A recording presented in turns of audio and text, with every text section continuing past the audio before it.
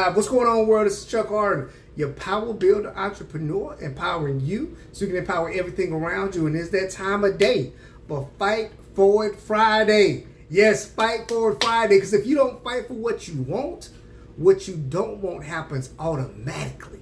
Automatically.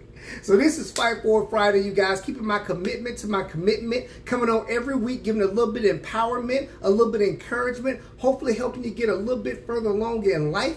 So as you guys come on, please do check in with me. Let me know the city and state that you're checking in from. You know, and if you happen to be watching a replay, just type in replay. It's all good. I just like to know what time we get to connect. I need to work on my lighting a little bit. I look kind of weird, so I thought that would help. Oh no, that's better. That's better with the light down. Okay. So look, you guys, I'm going to continue my series. I'm going to jump right in because I got a lot of stuff I got to get done today. But I'm going to jump right in and continue my series I started where it was Fight For Your Wealth. Yes, this is part 2 of Fight For Your Wealth. If you missed part 1 of Fight For Your Wealth, go check it out. Because what I have done, I've broken the wealth down into 4 different categories of people, 4 different individuals, right? And when it comes to fighting for your wealth, what we have to do is first define what you consider wealth. Because as growing up, what I've been through in life, what I hear and talk with a lot of people, they define wealth differently. So you got to figure out where you are and how you define wealth. Now, last week we talked about 2 different categories. We talked about the financially challenged. The financially challenged people see wealth as cars and clothes. Right? Cars and clothes. Go back and check out the details about that one. We also talked about the middle class. The middle class defines wealth as degrees and titles. Things they've earned, right? That's how they see it. Go back and check it out. But this week, we're going to talk about the last 2. The first one, we're going to talk about the rich. How do the rich define wealth? And they define wealth very simply. Yeah. How much they got in the bank. They got how much money they got in the bank or how much money they make. They feel like that the rich define wealth by that. I make 6 figures a year. I got, 6 figures in the bank.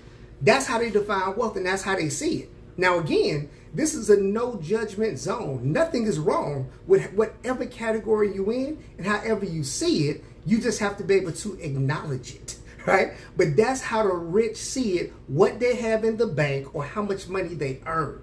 Let me tell you the challenge with that, right? And because sometimes I'm sure all of you guys have heard the stories of people. I actually saw a documentary of people that have won the lottery. They won the lottery. They were rich. $300 million, $20 million. They were rich. But 5 years later, they were broke.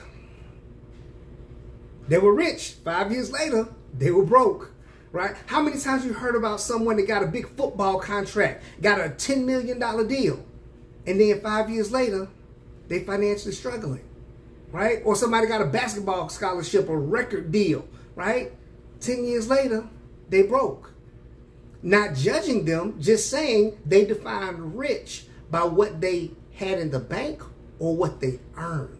Meaning about they say I make $1 million a year, I'm rich, right?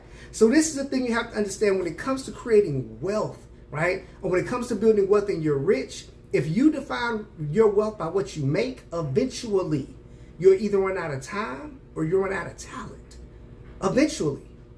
So nothing wrong with it again, and you can transition out of it, but just understand where it is. My mentor said this, my mentor, late great Jim Rohn. In one of his trainings, he said, if you ever happen to come across $1 million, you very quickly need to become a millionaire, or else you're going to lose the $1 million, right? So it's a mindset that has to happen. So the rich define wealth by how much they make or how much they got in the bank, all right? This is the last category, the wealthy. The wealthy people. How do they define wealth? They define wealth by the number of assets that make them money. Not how much they make, the number of assets they have that make them money. So things that make money or appreciate in value without their effort or energy, right? That way they have continuous money coming in and they get to choose whether they work or not, right? And that's what you have to be able to figure out for yourself, because sometimes people would think, well, I need to be a millionaire to be wealthy, and that might not be the case. If you have assets that are making you $10,000 a month and you don't have to work, that might be the level of wealth that you need.